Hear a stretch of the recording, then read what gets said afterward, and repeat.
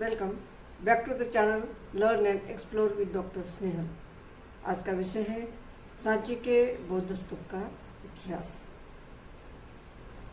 सांची ग्राम जो कि भोपाल से उत्तर पूर्व दिशा की ओर 20 मील भिरसा से करीब 5.5 मील पश्चिम में एक बेतवा नदी के बाएं किनारे के बलुआ पत्थरों की एक पहाड़ी के निचले पठार पर स्थित है। पहाड़ी ऊंची समतल और अलग अलग सी लगती है, जिसके पूर्वी और पश्चिमी दिशाओं में सीधी खड़ी चट्टानें और ढलान है जो कि नीचे बने जंगलों से ढके हुए है। ऊपर की ओर चट्टानें सीढ़ी नुमा पत्थरों के रूप में बिखरी हुई है। पहाड़ी की सामान्य दिशा उत्तर से दक्षिण की ओर संपूर्ण बिखरे हुए क्षेत्र अवशेषों से आच्छादित है। मुख्य स्मारक जो है वह पहाड़ी के मध्य भाग में स्थित है एवं पश्चिमी दिशा की ओर एक संकरा मार्ग नीचे उतरता हुआ दिखाई देता है। पहाड़ी शिखर से भी आसान ढलान उसी दिशा में सड़कनुमा रूप में नीचे उतरती है। यह एक भव्य स्तूप है। इस भव्य स्तूप का विस्तार लगभग 12 से 15 फीट नीचे है, जहाँ पूर्व दिशा की ओर विहारों के अवशेष स्थित है। पहाड़ी जो कि करीब 300 फीट ऊंची है, धूसर लाल बलुआ पत्थरों से जो कि मजबूत एवं ठोस आसानी से कटने वाले पत्थरों से निर्मित है। सभी स्तूपों एवं स्मारकों के निर्माण में जहाँ केवल ठोस मजबूती एवं टिकाऊपन की आवश्यकता थी, इसी पत्थर का उपयोग किया गया है। चित्रित तोरणों व परिधि दीवारों के लिए 3.5 मील दूर उदयगिरी पहाड़ी से एक सफ़ेद बलुआ पत्थरों का उपयोग किया गया है। सर कनिंघम ने the Bhilsa topes on Buddhist monuments of central India इस बुक में वर्णन किया है कि सांची के स्तूपों को प्लेट में दर्शाया गया है। स्तूपों को 1 से 11 क्रमांक दिए गए हैं तथा अन्य वस्तुओं की योजना हम देखेंगे तो यह योजना में बहुत ही अच्छे से दर्शाया गया है। इसमें एक पत्थर का बड़ा बर्तन जो कटोरा जो कि 2 मुख्य स्तूपों के मध्य एक छोटे टीले के ऊपर रखा है, सर्वाधिक महत्वपूर्ण है। इस बड़े कटोरानुमा बर्तन में हम देखेंगे तो अंदरूनी माप व्यास 4 फीट, गहराई 2 फीट, इस प्रकार यह बर्तन है। शीर्ष मोटाई 6 इंच, इस तरह से इस बर्तन को हम देखते हैं। यह बहुत ही महत्वपूर्ण इसलिए है कि जिसमें सम्राट अशोक ने महान बरगद बोधि वृक्ष के अवशेष शाखाएं श्रीलंका भेजे थे। इससे यह प्रतीत होता है कि सांची स्थित विशाल बर्तन में कभी यह पवित्र वृक्ष धारण किया हुआ था। ईस्वी 1300 साल पूर्व 3री शताब्दी से लेकर 12वीं शताब्दी तक संपूर्ण भारतीय बौद्ध केंद्र में सांची के ऐतिहासिक स्थलों ने बौद्ध कला और शिल्पकारी की शुरुआत, मध्यकाल तथा समाप्ति को दर्शाया है। यह आश्चर्य की बात है कि बुद्ध के जीवन से संबंधित सांची में कोई घटना नहीं हुई। इसका सांची नाम कब और कैसे अस्तित्व में आया कहना कठिन है। चीनी यात्री हम देखते हैं उनका प्रवास वर्णन तो युआन चांग ने अपने यात्रा विवरणों में अधिकतर बौद्ध स्मारकों का वर्णन किया है। इसके विषय में कुछ भी नहीं कहा, ये कुछ भी नहीं लिखा है। वही उसकी दूसरी ओर देखें तो सर कनिंघम ने अपने पुस्तक भिरसा स्तूप के वर्णनों में सांची एक बौद्ध नगर था और फाहियान की यात्रा के समय वर्णित राज्य की राजधानी थी, इस प्रकार का वर्णन किया है। सांची भारत के संरक्षित स्तूपों में अद्वितीय है। इतिहासकार डॉक्टर A.L. बाशम ने इतना सुंदर उसका प्रतिपादन किया है कि शीतकालीन धूप में सांची की पहाड़ी पर खड़ा यात्री खंडहरों में विचरण कर रहे वन के मोरों को देखता है, तब बहुत दूर तक झिलमिल करता विस्तृत मैदान उस पर एक अमिट छाप छोड़ता है और तब यह एक समाज द्वारा स्वांत सुखाय किया हुआ कार्य लगता है। भाषम ने सांची का अप्रतिम वर्णन किया। आधुनिक काल में भी सांची को देखकर मन प्रसन्न हो जाता है। यहाँ आने वाले विश्व के पर्यटक इसे निहारते ही रह जाते हैं। यहाँ की कलाकृतियों को देखकर वे अपने विचार व्यक्त करते हैं। सांची के स्तूपों को यहाँ तोरणों पर अलंकृत की गई कलाकृतियों को देखकर सम्राट अशोक और उनकी प्रिय पत्नी विदिशा देवी के प्रति मन कृतज्ञता से भर जाता है, कृतज्ञता व्यक्त करता है। सांची के स्तूपों को निर्माण करने वाले प्रियदर्शी सम्राट अशोक और सभी शिल्पकारों के प्रति कवि ने अपने विचार काव्यात्मकता से प्रकट किए हैं। यहाँ से प्राप्त पुराने अभिलेखों से ज्ञात होता है कि इस स्थल का नाम काकनाय या काकनाव था। मुख्य स्तूप की वेदिका 4 दीवारी पर अभिलेखों में इसका नाम काकनाद बोध मिलता है। 7वीं शताब्दी ईस्वी एक अन्य अभिलेख में बोध शिव पर्वत नाम दिया गया है। इस प्राचीन नाम के अवशेषों के रूप में कनखेद नामक एक गांव इस स्थल के निकट आज भी स्थित है। आज जहाँ सांची स्थित है वह स्थान काकनाव ही है। यहाँ मिले अवशेषों को जो कि नजदीक ही गाँव है कनखेद गांव, और भी स्पष्ट हो जाता है कि यह स्थान वही है जहाँ सांची स्थित है। प्राप्त हुए अभिलेखों से भी इसका प्रामाण्य माना जा सकता है। सांची के उच्चस्तरीय पर्वत रायसेन जिला जो मध्य प्रदेश में आता है, इसकी ऊंचाई लगभग 91 मीटर है ऐसा कहा गया है, और बौद्ध स्थलों का दूर से ही अद्भुत नज़ारा देखने को मिलता है।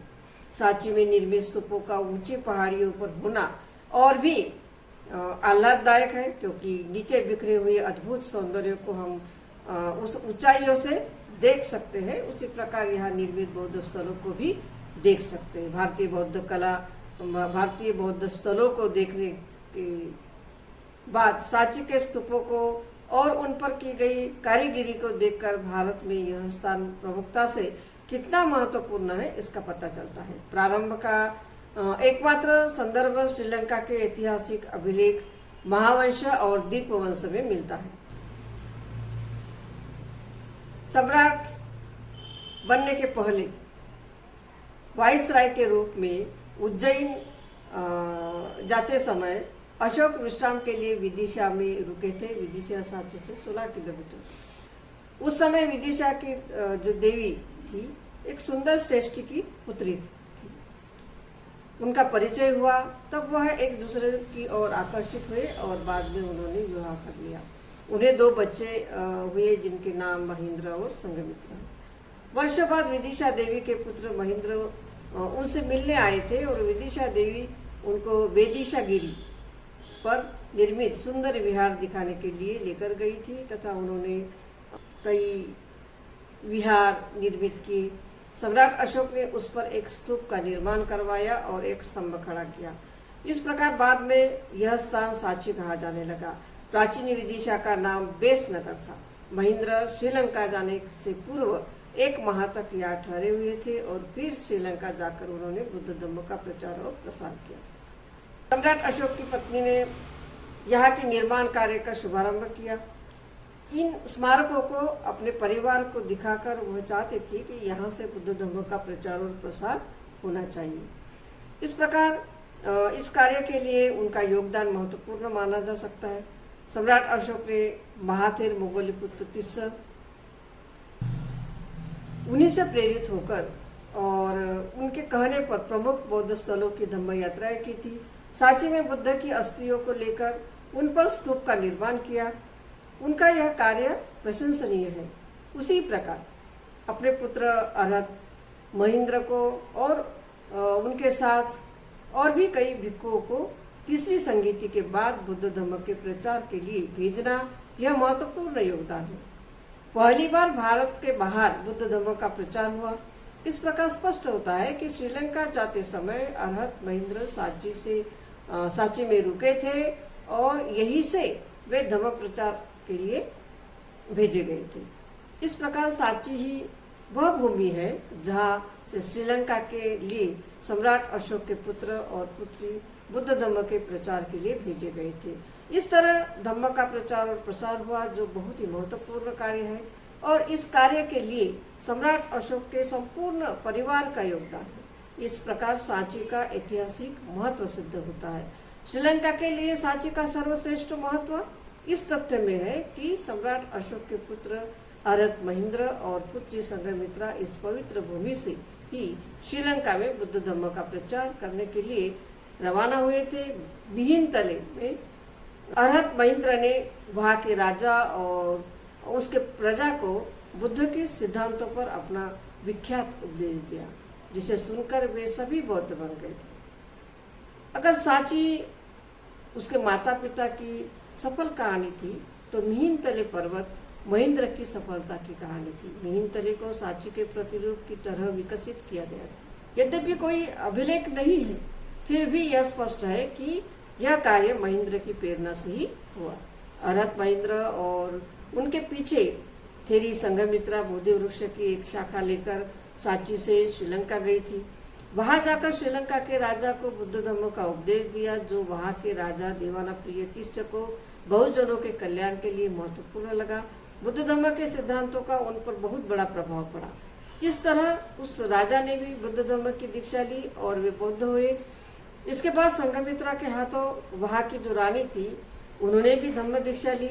उनके साथ वहाँ की जो महिलाएं थी, उन्होंने भी धम्म अपनाया और वे बौद्ध कहलाई। राजा के साथ साथ उनकी संपूर्ण प्रजा भी बुद्ध धम्म में दीक्षित होकर बौद्ध बने।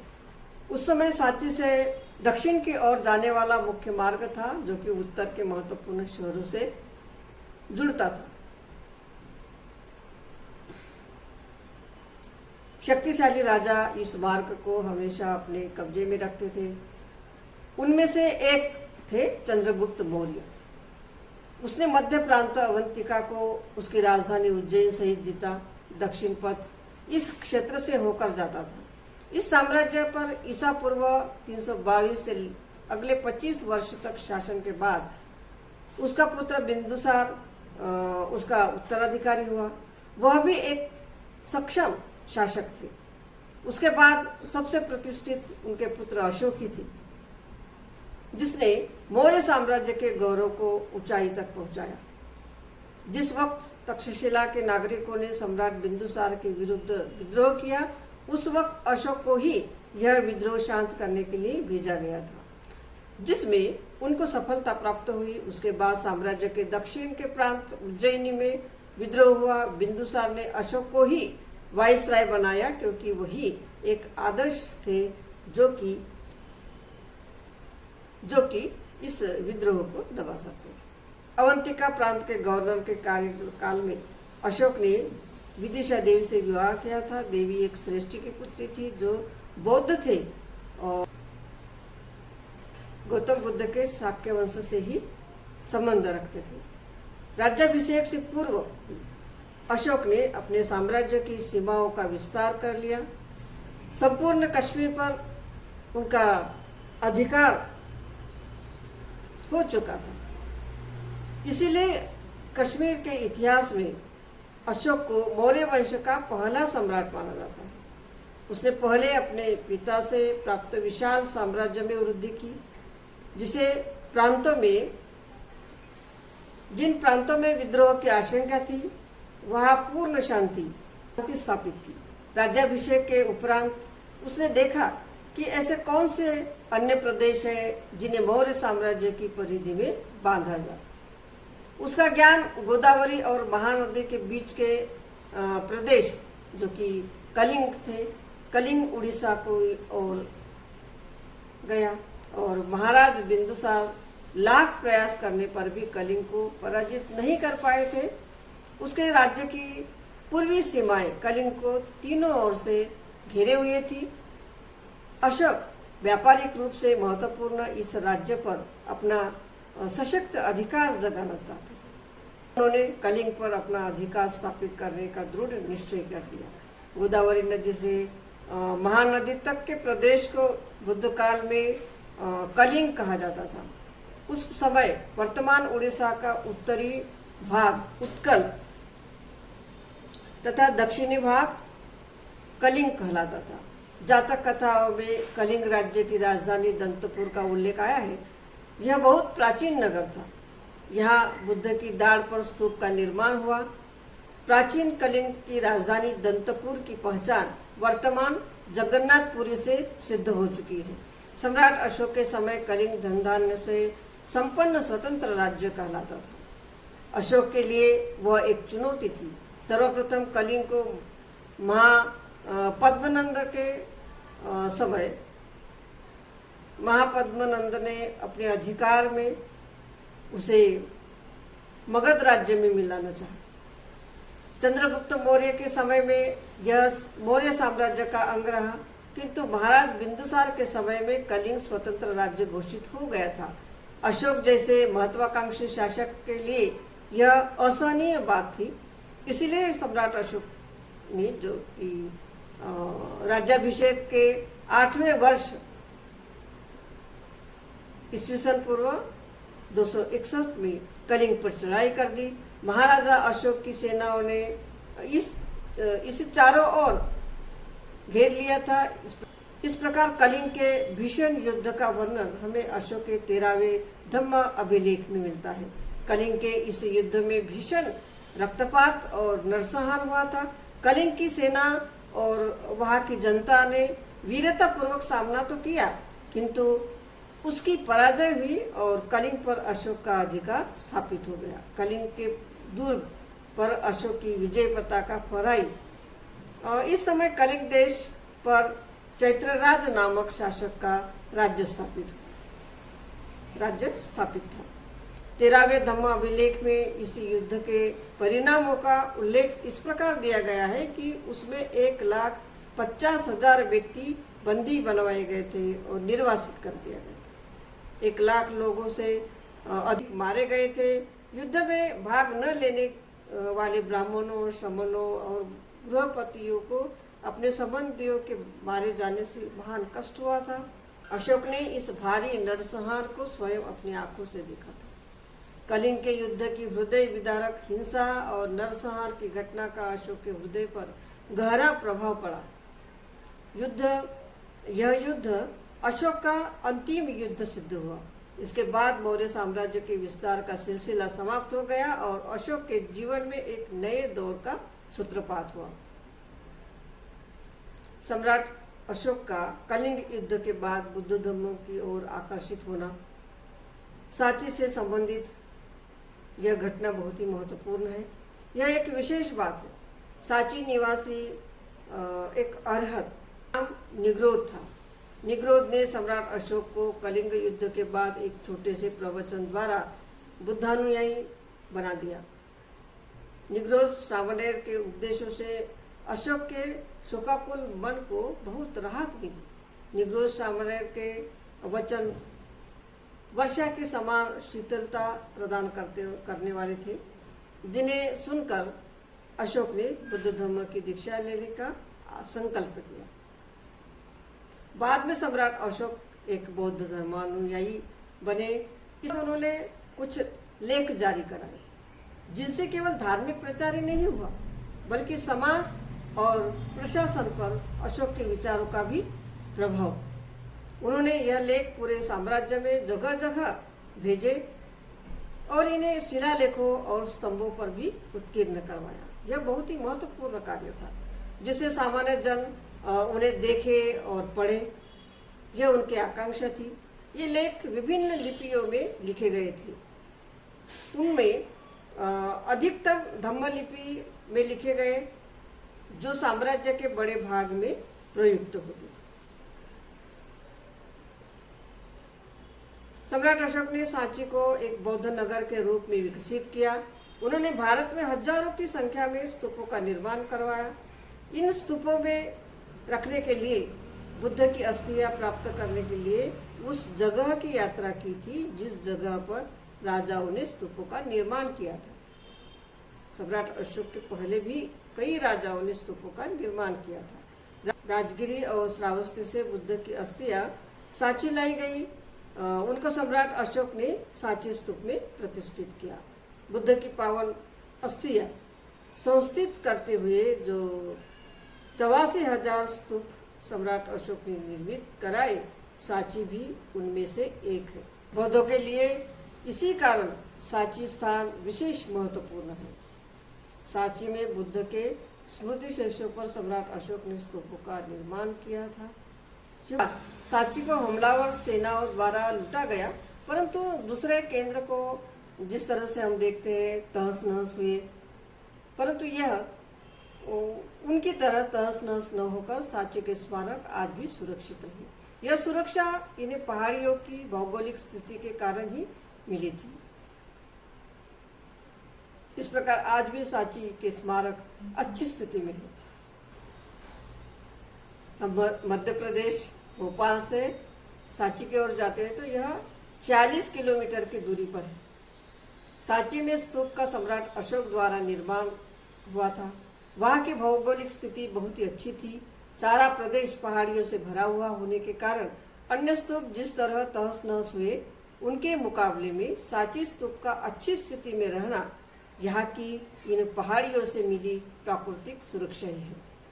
11वीं शताब्दी तक सांची भारत में के मध्य क्षेत्र में एक महत्वपूर्ण केंद्र रहा। उसके बाद हम देखते हैं कि लगभग 700 वर्षों तक यह स्थान बिल्कुल ही विस्मृत हो चुका था। खजाने की खोज करने वाले लोगों ने सांची पर कैप्टन जॉनसन, इन्होंने खजाने की तलाश में स्तूप को खोलने का प्रयास किया। परिणाम स्वरूप स्तूप संख्या 1, जिसे महास्तूप कहा जाता है, कुछ भाग तोरण और रेलिंग गिर गई थी और उन्हें कुछ भी नहीं मिला। इसी प्रकार कैप्टन FC मैसी ने भी खोज के दौरान यह अस्थियां भी प्राप्त की। सांची पहाड़ी पर स्थित स्तूप संख्या 3 के उत्खनन से यह स्पष्ट होता है कि इस दौरान एक प्रस्तर पेटिका मिली, जिसके ऊपरी ढक्कन पर ब्राह्मी अक्षर था सा और मा खुदे हुए थे। सा और मा खुदे हुए थे। इस पेटी के अंदर 2 प्रस्तर मंजूषाएं भी मिली। सम्राट अशोककालीन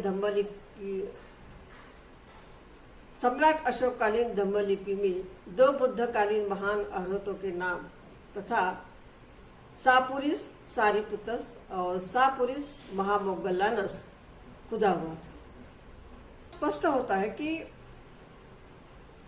सम्राट अशोक ने बुद्ध की अस्थियां और बुद्ध के मुख्य शिष्य सारिपुत्र और महामोग्गलायन की अस्थियों को सांची के स्तूपों में रखा था। यहाँ के स्तूप संख्या 1 में बुद्ध के स्मृति शेषों को रखा गया था और उन पर स्तूप का निर्माण किया गया था। जहाँ जनरल कनिंघम द्वारा किए गए उत्खनन के दौरान स्तूप संख्या 2 और 3 में जो मंजूषाएं मिली वह सारिपुत्र और महामोग्गलायन की। उन पर मिले नामों के प्रथम जो अक्षर थे, इन अक्षरों से इसके प्रमाण को माना गया है।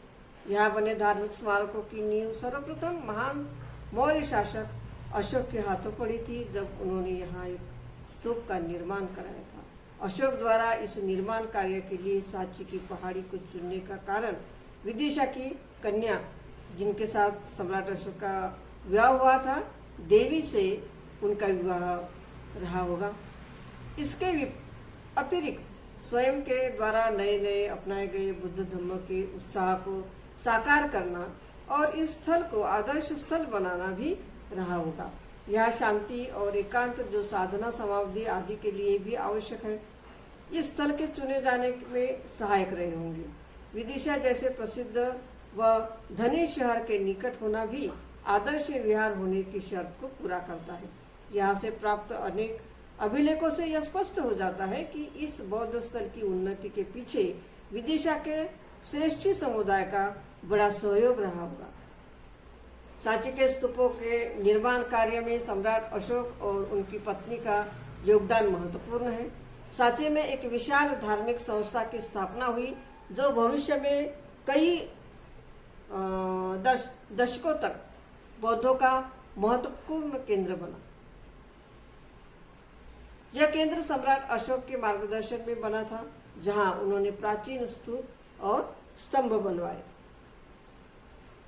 बाद में सम्राट अशोक के ईंटों के बने मूल स्तूप को आकार में दुगना किया गया और प्रस्तर फलकों का आवरण किया गया। स्तूप के चारों ओर वेदिका, सीढ़ी और हर्मिका का निर्माण हुआ। विहार संख्या 40 का पुनर्निर्माण भी इसी समय हुआ। यही धार्मिक प्रेरणा तथा शक्ति अगली शताब्दी में सातवाहनों के शासनकाल में भी देखने को मिलती है, जबकि स्तूप संख्या 1 व 3 तोरणों का निर्माण हुआ। इस प्रकार स्तूपों का पुनर्निर्माण कार्य समय समय पर होता रहा। उत्तर और दक्षिण पश्चिम भारत में ऐसे ही वर्तमान जैसे बौद्ध केंद्र की तरह सांची में अपने आप को पूर्व की रूढ़िवादी परंपराओं से मुक्त रखा। बुद्ध की छवि दर्शाने में और उसे बढ़ाने में इसका कोई योगदान नहीं रहा, जबकि उसके प्रचार और प्रसार के लिए संपूर्णतः मथुरा से लेकर सांची तक निर्भर रहा। इसके बाद राजनीतिक उतार चढ़ाव होते रहे। इन राजनीतिक उतार चढ़ाव के कारण इस स्थल पर निर्माण कार्य आदि उस समय तक न हो सके जब तक कि 4वीं शताब्दी ईस्वी में गुप्त वंशीय राजाओं ने शांति प्रस्थापित न की। जो कलात्मक प्रवृत्ति के लिए सहायक होता। इसी कारण इसी समय स्तूप संख्या 1 में चारों तरफ के दरवाजों के ठीक सामने स्तूप की दीवार से पीठ सटाए हुए चंदोआ के नीचे 4 बुद्ध प्रतिमाओं का निर्माण हुआ। कुछ अन्य निर्माण कार्य भी इसी काल में हुए, जिनमें विहार संख्या 17 प्रमुख है। पुनः राजा हर्ष के शासन से पहले की राजनीतिक स्थितियों के अनुकूल न होने के कारण यहाँ कोई निर्माण कार्य नहीं हो पाया। हर्ष द्वारा बुद्ध धर्म के उत्थान में रुचि लेने के कारण 7वीं 8वीं ईस्वी में अनेक विहार बने। इसके बाद 12वीं शताब्दी तक यहाँ थोड़ा बहुत कार्य होता रहा। सांची से प्राप्त वज्रसत्व और मारीची की प्रतिमाओं से इस स्थल पर वज्रयान के प्रभाव को देखा जा सकता है। 3री शताब्दी ईसा पूर्व से 12वीं शताब्दी ईस्वी तक फलने फूलने के बाद सांची में बौद्ध निर्माण कार्य कैसे अपने अंत पर पहुंचा, इसके कारण अज्ञात ही है। 13वीं शताब्दी से संबंधित कोई भी बुद्ध प्रतिमा या स्मारक आदि यहाँ नहीं मिले हैं, जबकि इस काल में बनी हिंदू देवताओं की प्रतिमाएं यहाँ से प्राप्त हुई। वस्तुतः यही ब्राह्मणवाद बुद्ध धर्म के ह्रास का प्रधान कारण बना। सांची स्तूप का उत्खनन हम देखते हैं तो 14वीं शताब्दी के बाद सन 1818 में जनरल टॉयलर द्वारा इस स्थल को खोजे जाने तक का सांची का इतिहास पूरी तरह अंधकार में रहा। इसके बाद सांची को खजाना खोजियों व पुरातत्विक द्वारा काफ़ी नुकसान भी उठाना पड़ा। सन 1822 में भोपाल के सहायक राजनीतिक प्रतिनिधि कैप्टन जॉनसन ने स्तूप संख्या 1 को एक तरफ से खोला, जिसके कारण एक बड़ी दरार पड़ गई। स्तूप संख्या 2 को भी थोड़ा नुकसान हुआ। सन 1851 में कैप्टन FC मैसी के साथ अलेक्जेंडर कनिंघम ने स्तूप संख्या 2 और 3 की खुदाई कराई और स्मृतिशेष मंजूषा प्राप्त की, जिसे स्तूप संख्या 1 के केंद्र में भी एक दंड डाला गया, और परंतु यहाँ कोई भी स्मृतिशेष नहीं मिला। इसी बीच अशोक का स्तंभ भी एक स्थानीय जमींदार द्वारा गन्ना पेरने के लिए खंडित कर दिया गया था। सन 1881 में मेजर कोल द्वारा इसकी मरम्मत तथा पुनरुद्धार का कार्य हाथ में लिया गया। स्तूप संख्या 1 की दरार को भरा गया तथा गिरे हुए दक्षिण तोरण व वेदिका को ठीक कराया और स्तूप संख्या 3 के सामने दोबारा से तोरण बनवाए गए। यह मेजर कोल द्वारा किया गया पुनरुद्धार का कार्य महत्वपूर्ण है। शेष स्मारक उसी स्थिति में अनछुए ही रहे।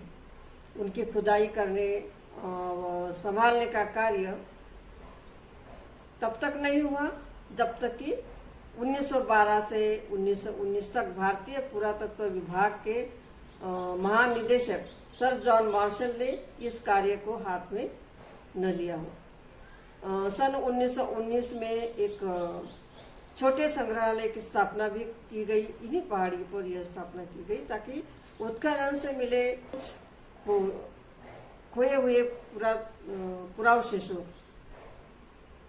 उत्खनन से कुछ खोए पुरावशेषों को यहाँ रखा जा सके।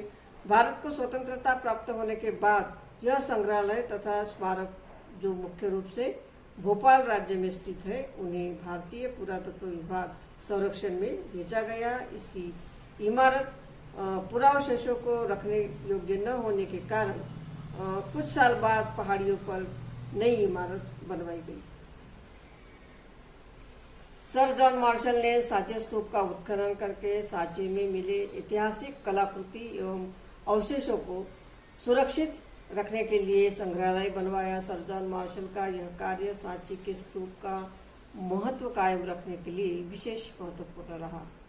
सन 1993-94 में सांची में भोपाल के भारतीय पुरातत्व विभाग के लोगों ने सर्वप्रथम छोटे पैमाने पर कुछ जमीन में गाड़ी हुई पुरानी प्राचीन वस्तुओं का उत्खनन किया। विहार संख्या 40 के निकट दक्षिण पूर्व भाग में स्तूप संख्या 1 को चुना गया। इस खुदाई के दौरान वहां के स्तूप तथा स्मारकों के कुछ अवशेष प्राप्त हुए और दक्षिण पश्चिम से लेकर उत्तर पूर्व की ओर पत्थरों का एक तकाजा दिखाई पड़ता है।